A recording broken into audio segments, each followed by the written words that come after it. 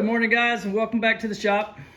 So since the last time we were in the shop, I've been adding some of the accessories to the front of the engine.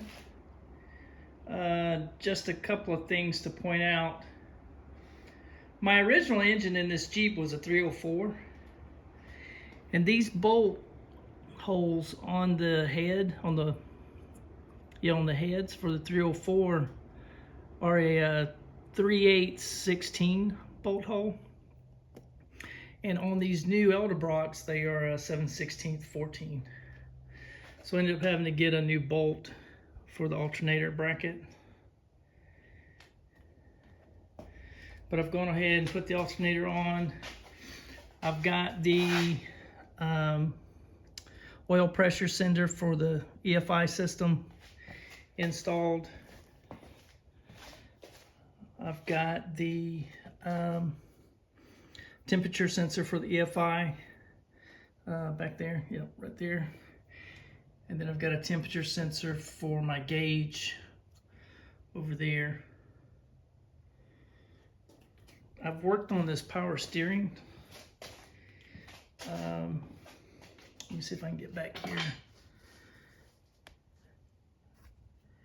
These little threaded studs aren't long enough.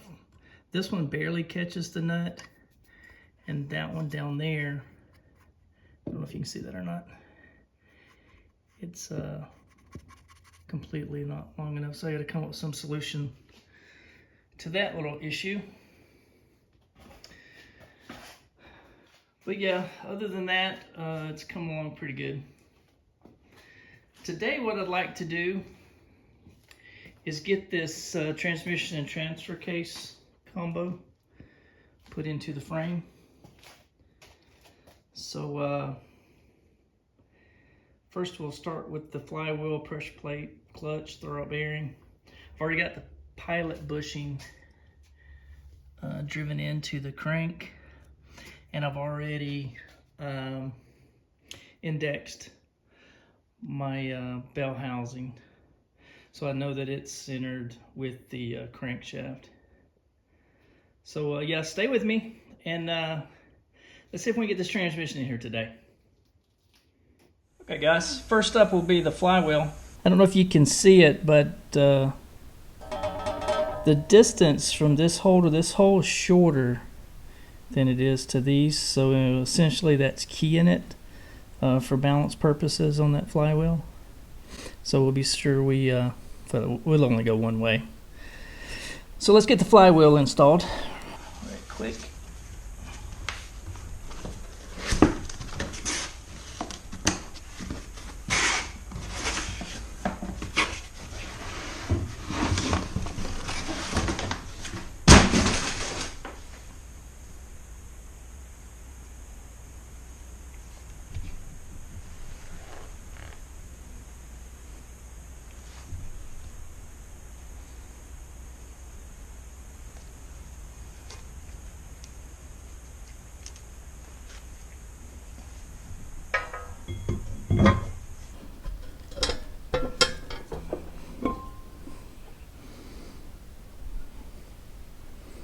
I'm just going to put one bolt in it to get it held while we work on the others.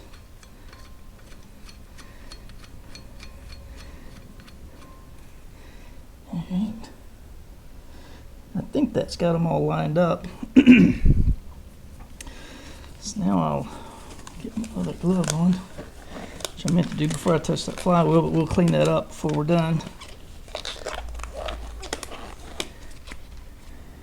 I'm just going to put a little bit of blue Loctite on each one of these.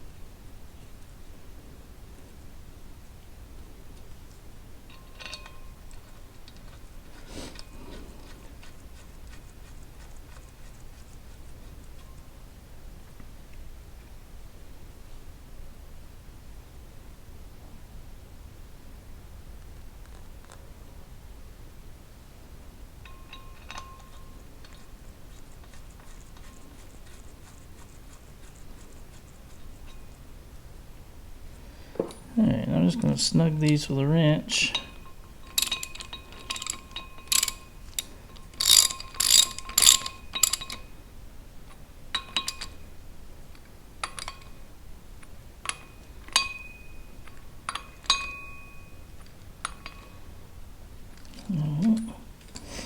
And then we've got to torque this to 105 foot-pounds.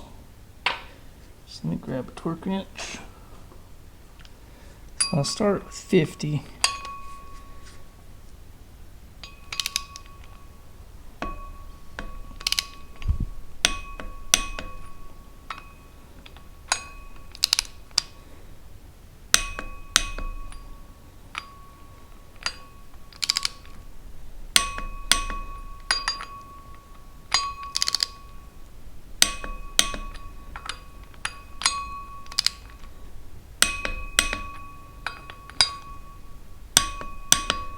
Alright, and then I'll ramp it up to 75. Alright, so what I did is down here, can you see my hand? I'll put a bolt in from the back side of the flywheel. It'll catch right there. So I've already torqued to 75. I'm going to go to 105 now.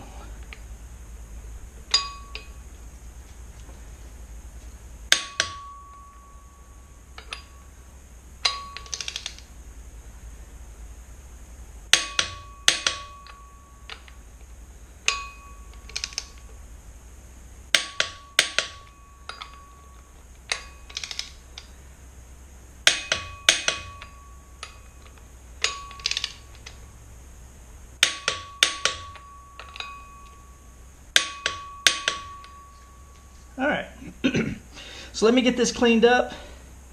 I'll get set up. We'll put the clutch and pressure plate on.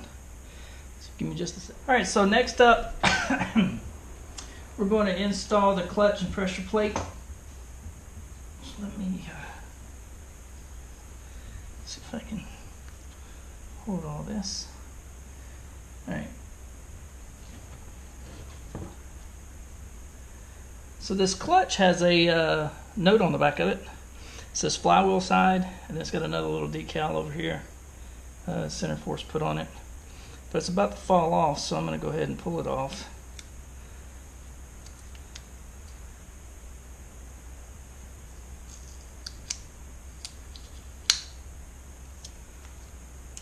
Alright.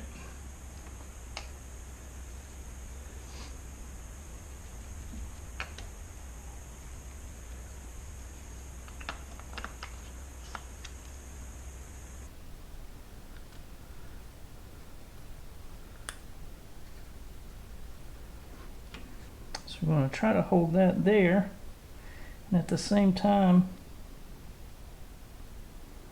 hold this pressure plate up there.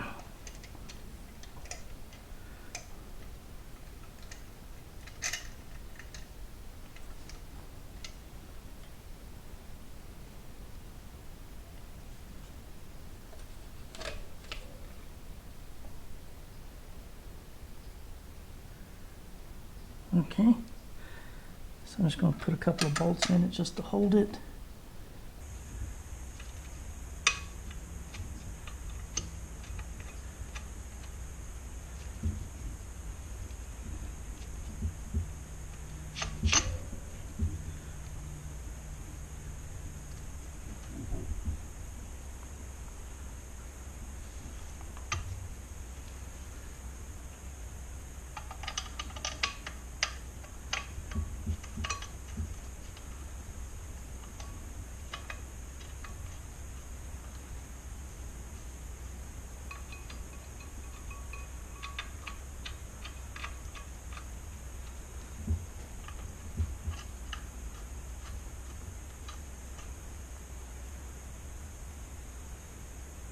Okay. Now, with these 3/8 bolts that came for the pressure plate, it had a note from Centerforce that said they don't require you to use any thread locking compound, but if you do, to just use a single drop. I'm kind of like Millstone. I don't feel comfortable not having any at all, so I will try to put just a drop. So let me get those in. And then this gets torqued down to between 35 and 38 foot-pounds.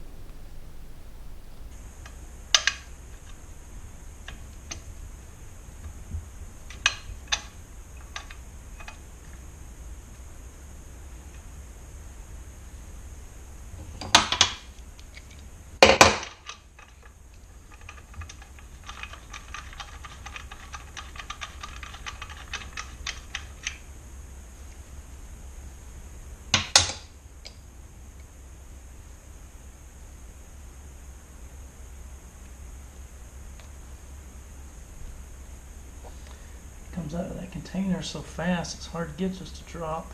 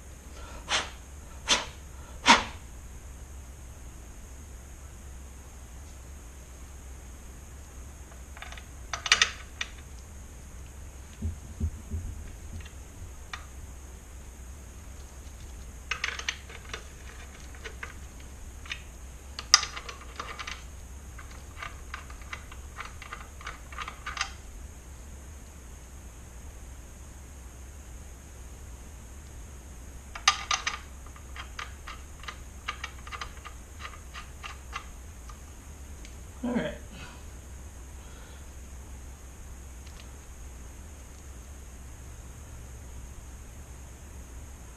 So I'll snug all of these.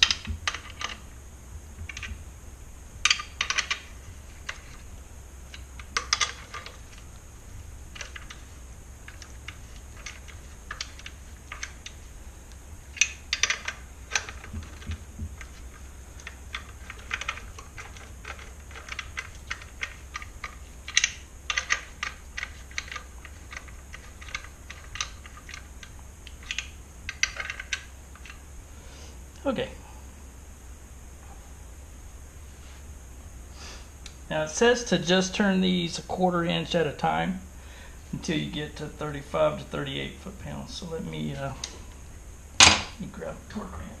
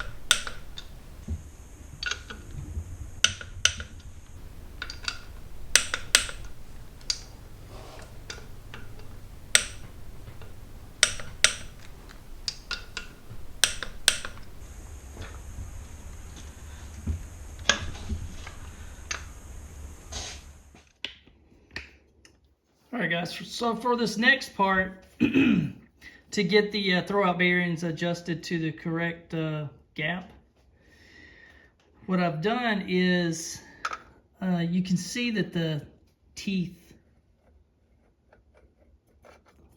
these teeth here, are a little recessed from this edge here. So what I've done is measured that and subtracted it from the distance from this edge over to the block, so the blue part of the engine there. Taking that number and subtracted it from the distance from the bottom edge of this straight edge down to where the bearing would land on that housing there. Okay, so now let's go do some math.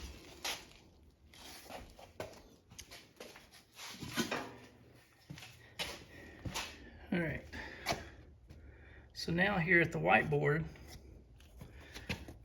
the distance from those teeth to the block, so after you make the subtraction of the recessed teeth from the orange part of the pressure plate, is 4 inches, 58 thousandths.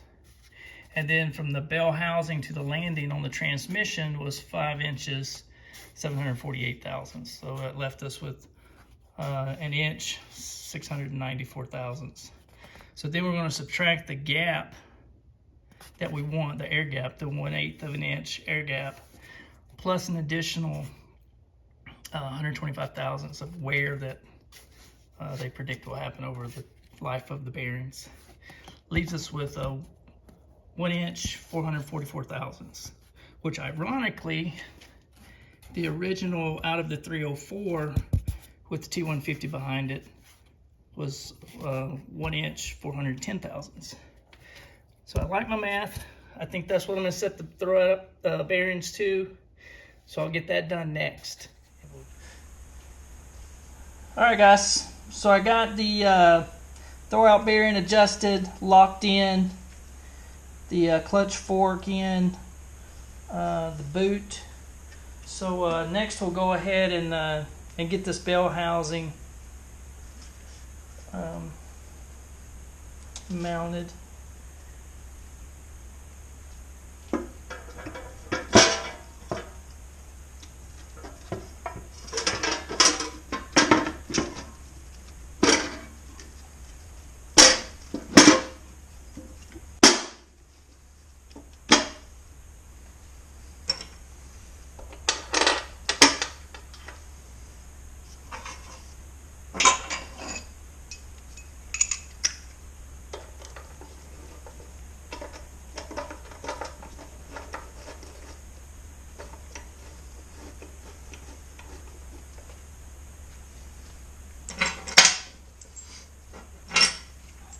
there are 4 9/16 bolts that goes up here on these 4, and then the 2 lower ones have a 5/8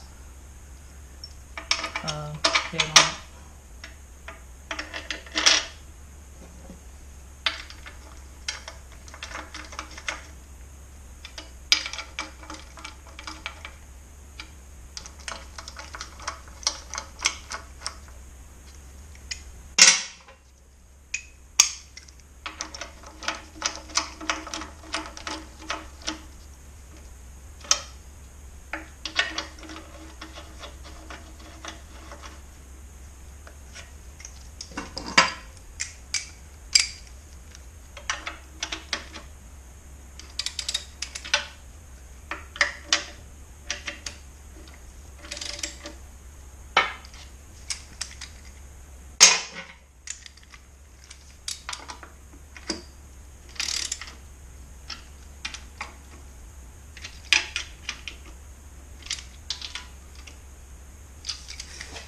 All right, these get torqued to 54 foot-pounds.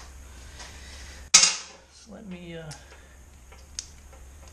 get that done right quick.